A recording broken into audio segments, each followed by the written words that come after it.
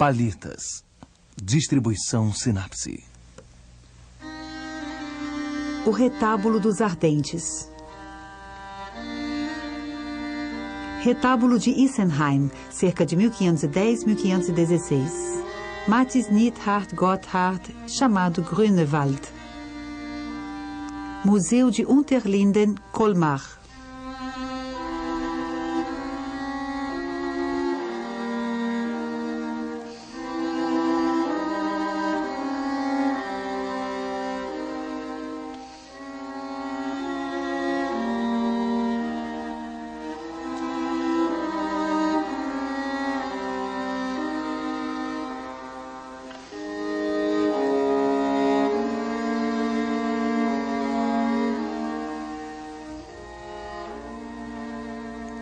Os vivos que o contraíam eram consumidos até a morte. Uns o sentiam nos pés, outros nas mãos, e das extremidades a doença atingia o coração. A fúria do mal era um tormento tão grande que alguns pediam que lhes cortassem os braços, outros os pés e as pernas. Na Idade Média, uma doença causou estragos em quase toda a Europa: a peste do fogo ou mal dos ardentes.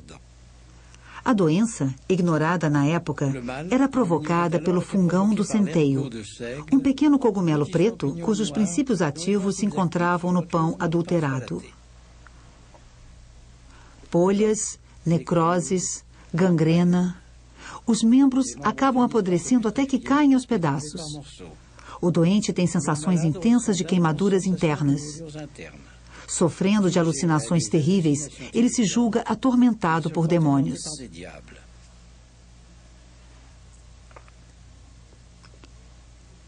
A cura do mal dos ardentes é atribuída a vários santos. Um deles vai predominar, Santo Antônio, o eremita, que no século IV atraiu os doentes no deserto egípcio por seus dons de cura.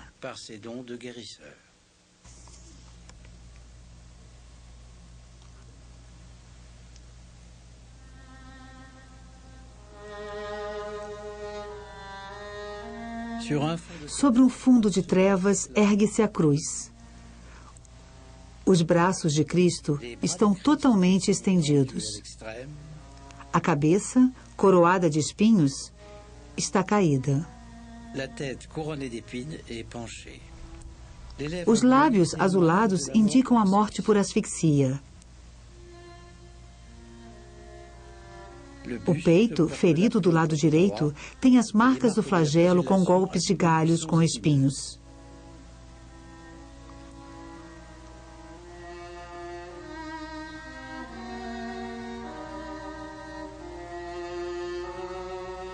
Os pés, entortados pelo prego, estão repletos de sangue.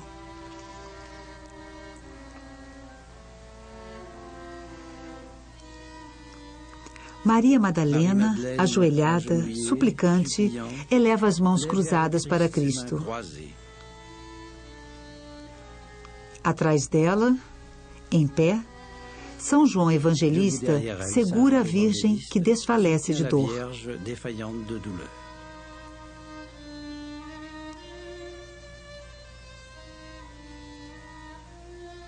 Do outro lado, São João Batista.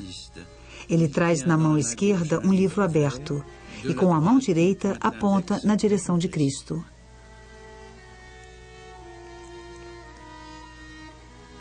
Sob a crucificação, uma predela, a descida da cruz. São João carrega o corpo de Cristo. A Virgem e Maria Madalena estão aos prantos. O túmulo aberto. Em primeiro plano, a coroa de espinhos.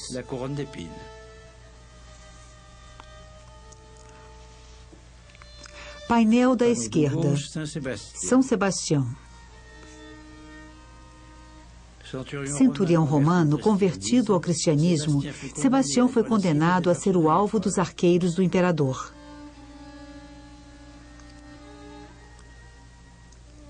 Está em pé sobre um pedestal de pedra.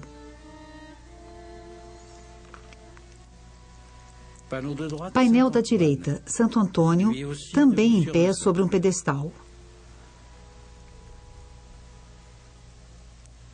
Ao fundo, um demônio fêmea quebra uma janela, uma alusão às tentações a que o santo foi submetido no deserto.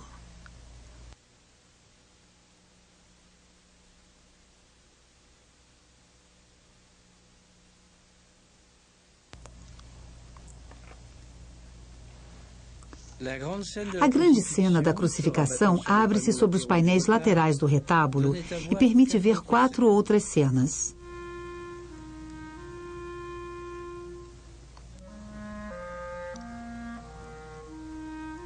Na Anunciação, surge o arcanjo Gabriel, vestido de ouro e púrpura. Ele aponta para Maria. Assustada com a aparição, a Virgem olha de esguelha.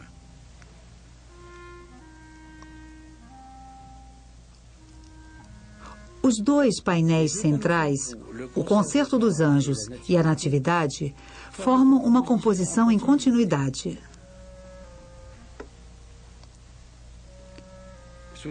Sob um pequeno templo gótico resplandecente, aberto, vários personagens com penas.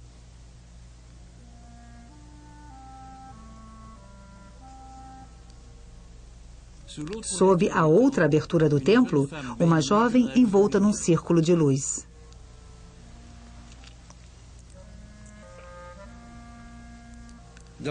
No painel da Natividade, a Virgem, sentada ao ar livre, segura nos braços o menino Jesus. Atrás, as montanhas se sucedem, cada vez mais elevadas. Nas nuvens, acima de uma multidão de anjos, Deus.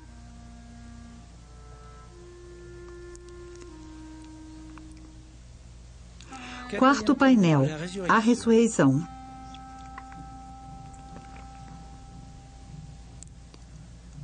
Os soldados que vigiavam o sepulcro estão caídos. O túmulo está aberto. Liberando-se de seu lençol, Cristo, levitando, sobressai na abóbada estrelada, no centro de um círculo de luz viva.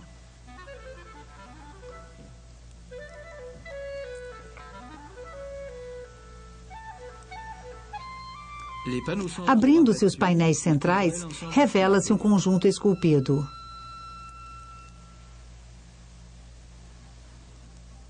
Afastando-se a predela pintada, vêem-se nos nichos laterais as estátuas dos 12 apóstolos e no centro, Cristo. Nas 2 laterais, 2 cenas pintadas. No painel da esquerda, a visita de Santo Antônio a São Paulo.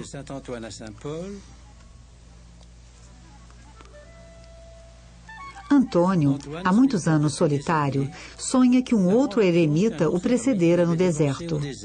Ele parte e encontra Paulo de Tebas. Todos os dias, Paulo é alimentado por um corvo que lhe traz pão. Nesse dia, o corvo lhe traz uma porção dupla.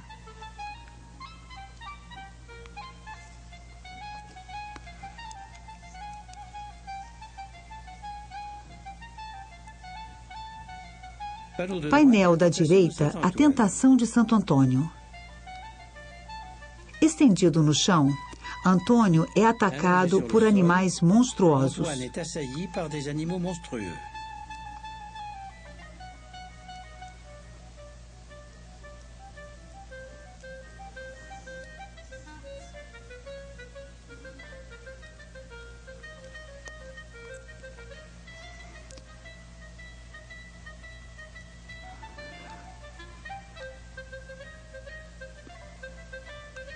No primeiro plano, um ser com pés espalmados, semelhante a uma gárgula. O corpo esverdeado tem chagas de onde escorre um pus nacarado.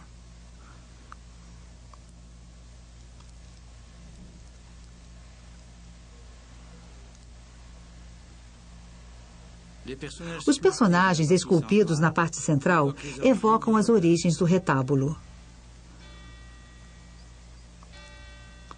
Os restos mortais de Antônio teriam sido trazidos do Oriente no século IX e colocados em uma capela em La Motte, na antiga província de Dauphiné.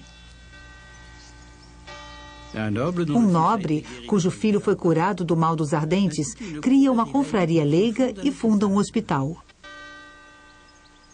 La Motte torna-se Santo Antônio, abadia e centro de peregrinações, assim permanecendo até os tempos modernos. Além de sede da ordem religiosa dos Antoninos, que terá mais de 200 conventos hospitais na Europa. Por volta de 1300, funda-se uma casa na pequena cidade de Isenheim, ao sul de Colmar, no Alto Vale do Reno, na época domínio alemão.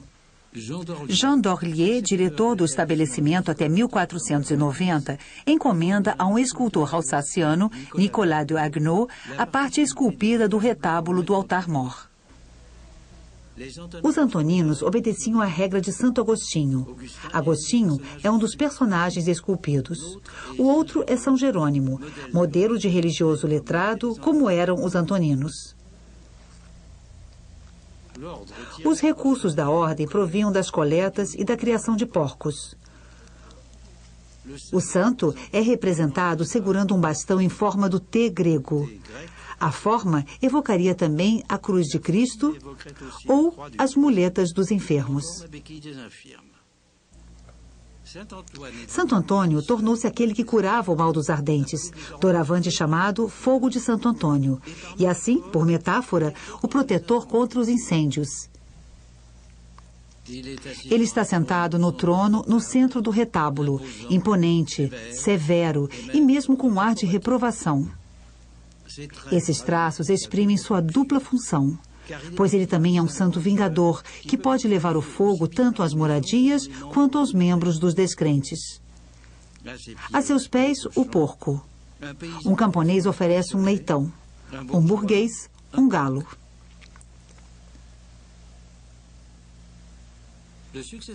O sucessor de Jean d'Orlier, Guy Gers, encomenda os painéis a um pintor, Mestre Matisse. Ele seria chamado de Mathis Neidhardt ou Gotthard ou Grün. Permaneceu o nome Grünewald. Os historiadores atribuem a Grünewald uma virgem com criança, retratos de santos e várias crucificações.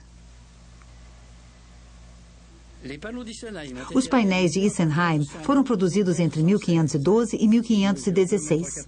Medem 2,92 metros na parte mais alta e de largura 1,65 metros. Sua espessura é de 6 milímetros e são feitos em madeira de tilha. Fechaduras mantinham os painéis móveis fechados. Cercado de colunas, madeiras esculpidas e douradas, que hoje não existem mais, o retábulo devia se prolongar bem para o alto em uma floresta de ornamentos.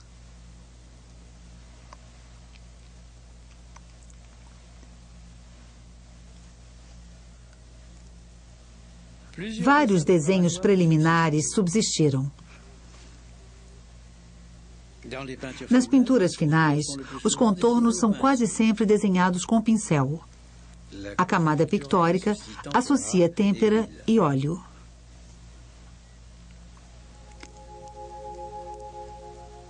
Na crucificação, é o corpo de Cristo gigantesco que dita a composição.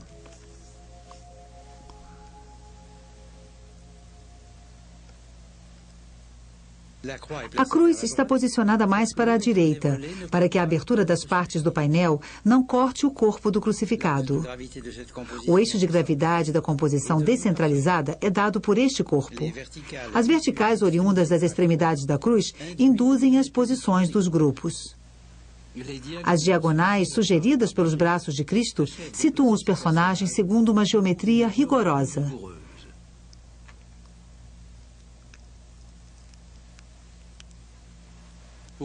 As mãos crispadas do Cristo morto se contrapõem às mãos abertas e longas dos diversos protagonistas. Em todo o retábulo, as mãos têm um papel fundamental.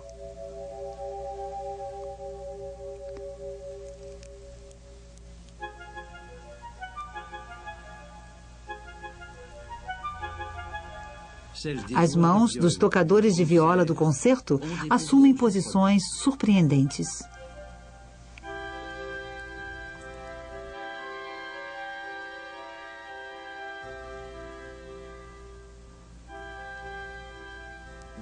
Neste painel, a massa confusa dos personagens gera uma grande variedade de tons.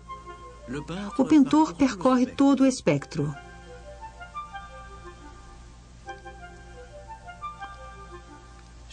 Cada uma das áreas coloridas é objeto de variações cromáticas que evocam matizes ou reflexos.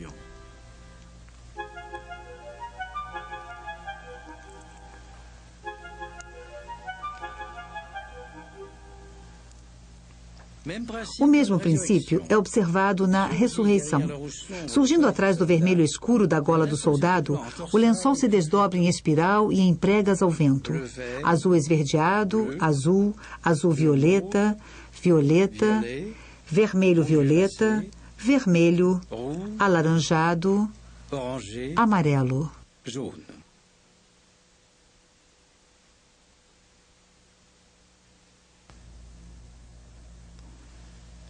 O amarelo alaranjado da auréola está cercado por um círculo azulado, como nos fenômenos de ofuscamento. O alto do painel, celeste, leve, se opõe à parte de baixo, terrestre, pesada. O pintor reproduziu a menor trama da malha de um dos soldados, as marcas de traças de sua túnica, as marcas de ferrugem na cota do segundo soldado. Em toda parte, domínio do detalhe e reprodução meticulosa dos materiais.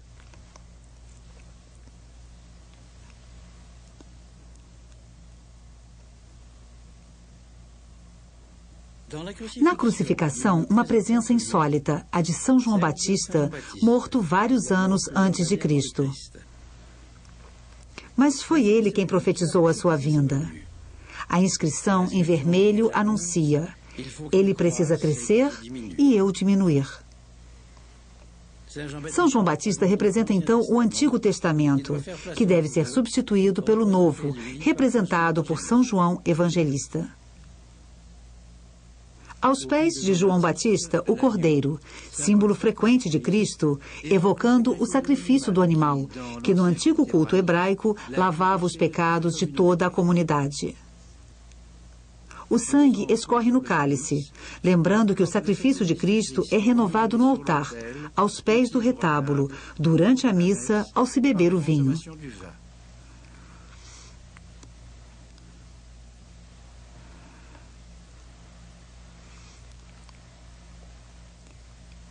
O corpo de Cristo mostra as marcas terríveis do suplício. A violência é reproduzida na vigorosa torção da madeira central da cruz e na curvatura de suas extremidades.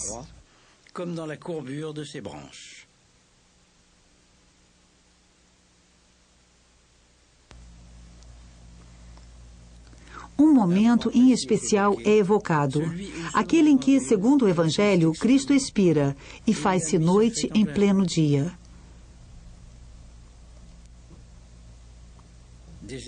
Desespero e trevas, uma espécie de equivalência ao juízo final.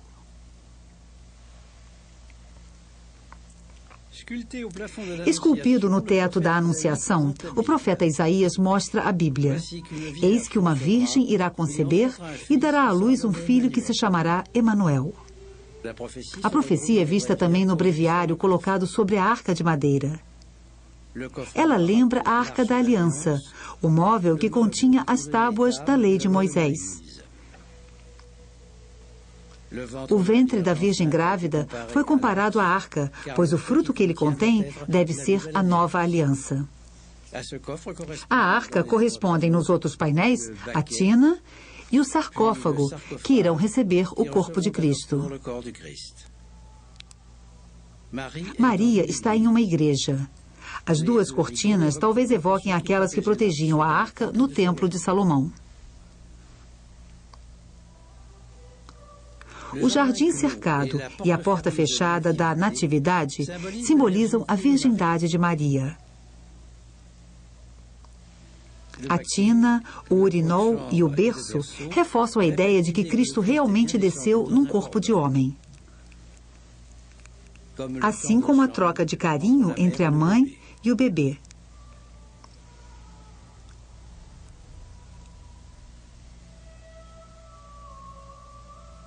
O coeiro rasgado lembra o costume de utilizar tecidos usados, mais macios. Mas também anuncia o pano que envolve a cintura de Cristo na cruz.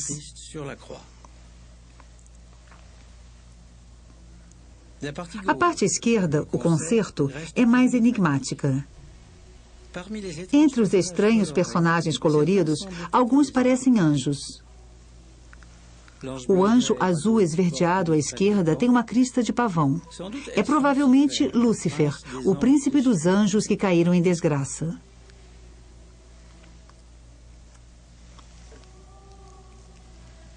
A mulher na entrada do templo foi comparada à Virgem. Para Santa Brigitte, a virgindade de Maria permaneceu intacta, assim como o sol atravessa o cristal sem danificá-lo. Uma jarra de cristal foi posta diante do personagem. Seria uma imagem da Virgem grávida anunciando a natividade do painel seguinte? Ou então, segundo alguns autores, a Virgem da Natividade estaria vendo a si mesma, mais tarde, transfigurada e coroada pelos anjos no Templo de Salomão. O painel da ressurreição condensa vários momentos do Evangelho. A ressurreição de Cristo, a ascensão e a transfiguração. Cristo apresenta apenas os estigmas, toques de cor vermelha cercados de raios dourados.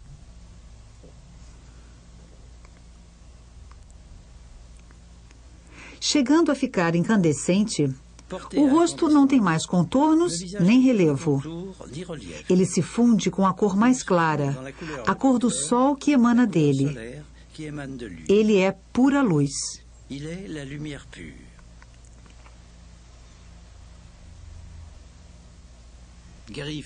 Garras, bicos, presas, dentes, focinhos, chifres, escamas, peles verrugosas.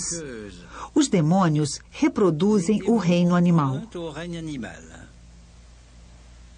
Eles brigam pelo manto. Essa vestimenta era mágica. Bastava tocá-la para ficar curado.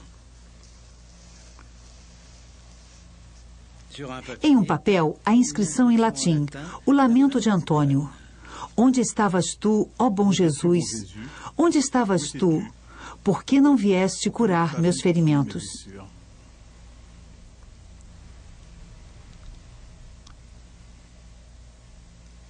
Será que o personagem agachado à esquerda também faz parte do grupo de monstros?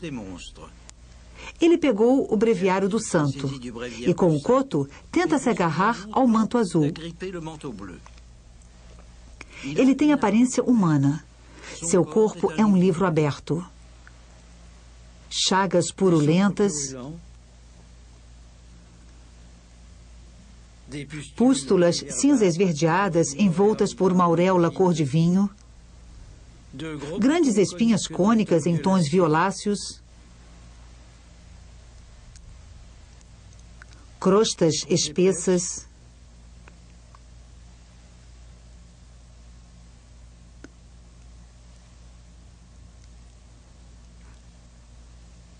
as asas do nariz corroídas. Tudo retrata fielmente os sinais da sífilis. Trazida da América pelos marinheiros de Cristóvão Colombo em 1493, a sífilis espalhou-se pela Europa. Talvez este doente também seja portador da peste, como sugere o enorme inchaço do abdômen. Sebastião era o santo protetor da peste, uma doença que, para os antigos, era semelhante a flechas lançadas sobre os humanos. Terceiro grupo de sintomas, o do mal dos ardentes, que lhe corroeu as extremidades dos membros. Finalmente, o pobre personagem em convulsão está com a cabeça jogada para trás, talvez acometido por uma crise de epilepsia. Tanto São João Batista quanto São João Evangelista eram protetores dos epilépticos. Seu corpo, esverdeado como o de Cristo, também tem feridas, lacerações e buracos.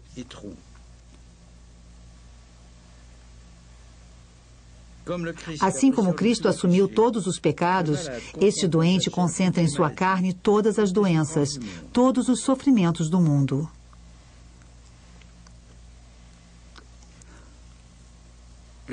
O desvendar parcial e cíclico do retábulo para os doentes se assemelhava à cerimônia dos mistérios medievais. Era uma forma de mensagem. Seus sofrimentos eram os mesmos de Cristo ou de Sebastião. Seus medos e alucinações eram os de Antônio. Portanto, eram provações para a sua própria redenção. Provações necessárias para alcançar a santidade. Mas os antoninos também eram pragmáticos. Cirurgiões ligados à ordem faziam amputações.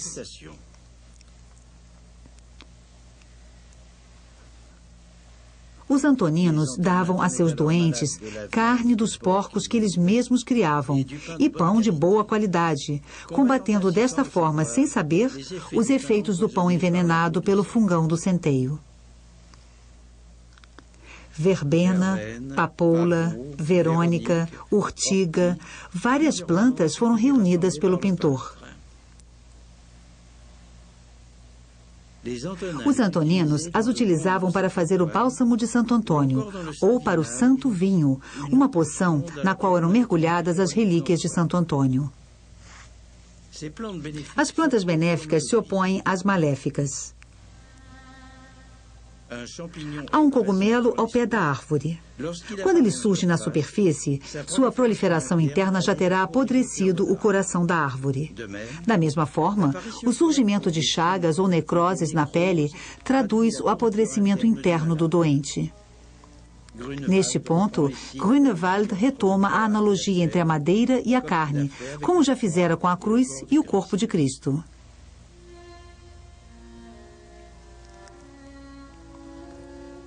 A decomposição da morte atingia os corpos ainda vivos, como uma terrível punição divina. A propósito do retábulo e de seus dispositivos simbólicos ditados a Grünewald pelos antoninos, foi evocada uma teologia da carne. Primeira Guerra Mundial. Como explicar o horror? Otto Dix pinta seu tríptico A Guerra sob forte influência de Grünewald. Picasso pinta uma crucificação e mais tarde faz uma série de desenhos nascidos de reflexões sobre o retábulo.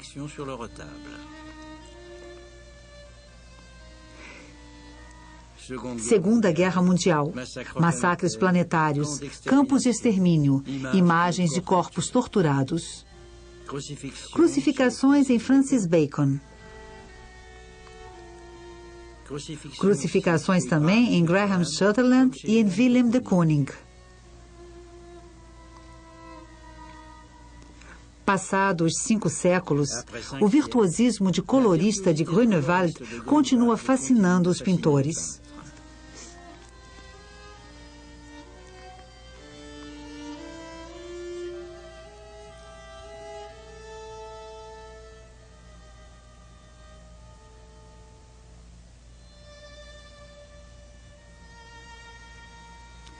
Todas as nuances do espectro são utilizadas e muitas vezes alinhadas na ordem física que Newton definirá 2 séculos depois, ao estudar a decomposição da luz.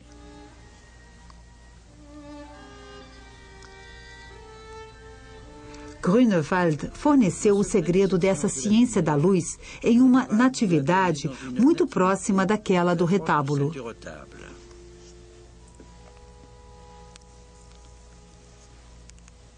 Acima da Virgem e do Menino Jesus, abre-se um arco-íris. O arco-íris é o milagre pelo qual Deus sela, ao fim do dilúvio, sua aliança com Noé, o eleito que ele salvou de sua própria ira. Na luneta, acima do concerto dos anjos, encontra-se um velho, talvez Noé, ajoelhado em frente a outro, provavelmente Deus. O detalhe discreto lembraria o arco-íris, fonte dos jogos cromáticos do retábulo. O milagre do arco-íris, que se repete a cada chuva ensolarada, talvez fosse para o pintor místico um sinal do céu.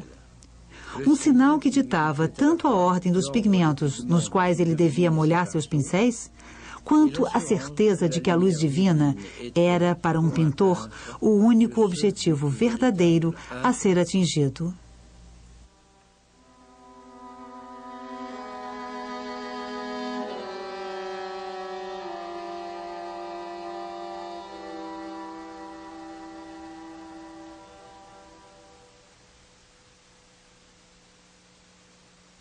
Versão brasileira, Audionews.